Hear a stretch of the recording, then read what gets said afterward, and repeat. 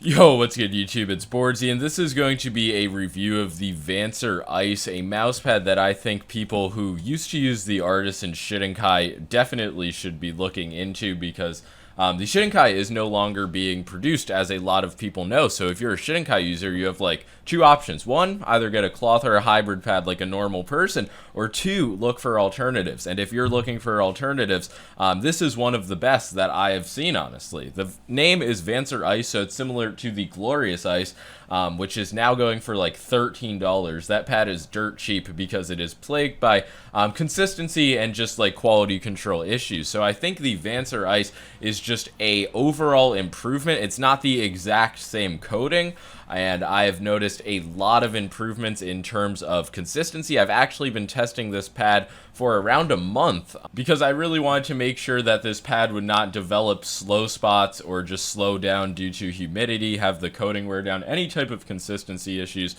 for at least like a medium term period, because that is an issue with a lot of like glass coated speed pads like this. This is fiberglass coated, and surprisingly the coating of this mouse pad is actually lightly textured. It's not going to be exactly smooth like something like the Shidenkai, which I would say is one of just the like smoothest surfaces. It's not the softest, but there is no abrasion to the Shidenkai surface, while with this it's going to be comfortable on your wrist, but you can definitely feel a light texture when you swipe over it with your hand. But the speed overall is going to be a fast mouse pad. The initial friction and just the speed on small motions is going to be extremely fast, but the dynamic friction, especially compared to the Shidenkai, is a bit more controlled. So actual like long swipes are going to feel more controlled than they will on the Shidenkai, but it's still fast, and I would say a step up in speed from something like the Hien. So it's not really my main recommendation for especially slower paced games. I just don't think this is a pad for people who are going to want a lot of control, because the initial friction, even with just normal PTFE skates, is going to be so low. With glass skates, it is a whole different story, honestly. This literally just becomes an air hockey table. So if you do use either sapphire or glass mouse skates and just want a stupidly fast mousepad experience that is honestly going to be detrimental to your aim, this is a solid option. But if you are just looking for like stable, consistent performance, I don't think you should be combining glass skates with a pad like this, but you know, it's an option. For reference, the Shidenkai performs around the exact same with glass skates on it, so if you use glass skates on a Shidenkai, this will be an identical experience, but the Vancer Ice is definitely a bit more controlled with standard PTFE skates. What really surprised me most about this mousepad was just the quality and the consistency of the coating.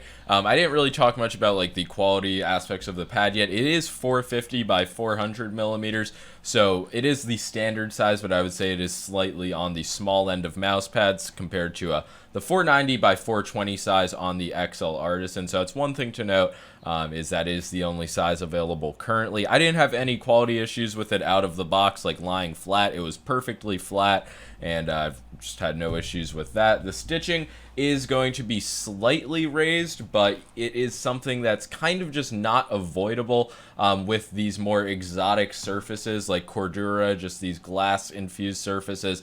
It's just harder from a production standpoint to get the completely flush stitching compared to something like a standard cloth or hybrid mouse pad, and I fucked up the focus on my camera. And yeah, even though I prefaced it like this is going to be the worst stitching ever, it's really not bad at all. If you do rest your wrist directly on the stitching, you will definitely be able to notice it on vertical motions, but if you're like resting part of your forearm on the stitching, making horizontal motions, it's really not going to hinder you at all, and it is very low profile stitching compared to what was the standard a few years ago. But yeah, it's not going to be exactly artisan level of stitching. The base is listed at 4 millimeters thick, but the eye test, I just have a hunch that it's a bit thicker. I would say this is around 5 millimeters thick. And the Vancer Ice does just use a standard natural rubber base. I really don't have any issues with it sticking to my desk. You can see like if I'm putting tons of pressure, can move it a little bit, but when my arm's planted, there's absolutely no concern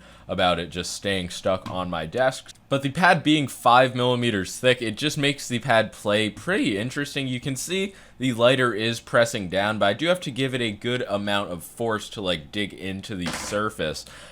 So if you are like using it in game, it's going to be hard to apply that amount of pressure to really get the mouse to sink into the pad, but you can definitely gain a level of control by putting pressure into the pad. That is one of the reasons why I think it plays a bit more controlled than the Shidenkai on those like longer motions especially. So this is going to be a thicker pad, but it's not going to be like an Artisan X soft. This is probably close to around as thick as Artisan mid bases are. So all around quality wise, this mousepad gets a check. It's really just going to come down to if you want the speed and performance that this mousepad offers. For a lot of people, you probably aren't, but for $30, this is a banger Shidenkai alternative, because with the Shidenkai, those wear down in a few months and you have to pay at least $60 per pad, and now they aren't producing them anymore.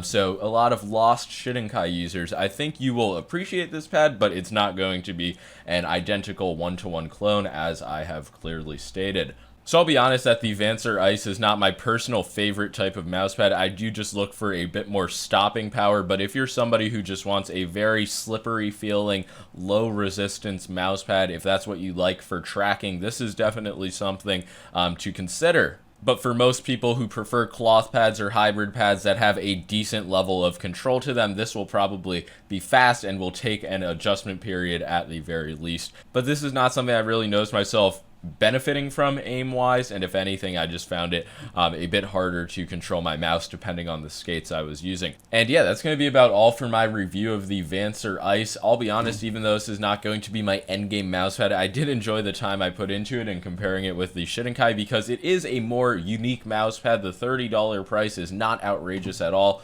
The quality of it is solid in really every aspect, and the consistency is what surprised me the most, because when I got it, I was skeptical. I thought that it would wear down within just a few days, but I have not noticed any consistency issues in around a month of testing. So that is going to be all for my review of the Vancer Ice. No seal of approval, but definitely one of the better speed pads just on the market right now. And the last thing I want to mention is that in all of my testing, I did not clean the pad once. I wanted to make sure this is not one of the pads that you have to obsessively clean to keep the coating feeling fresh, like the Glorious Ice.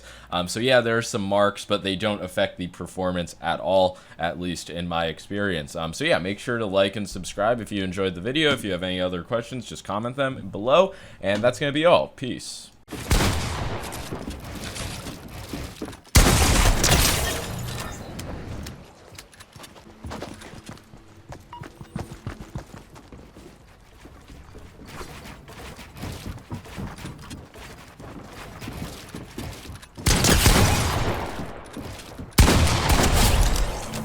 He's so bad.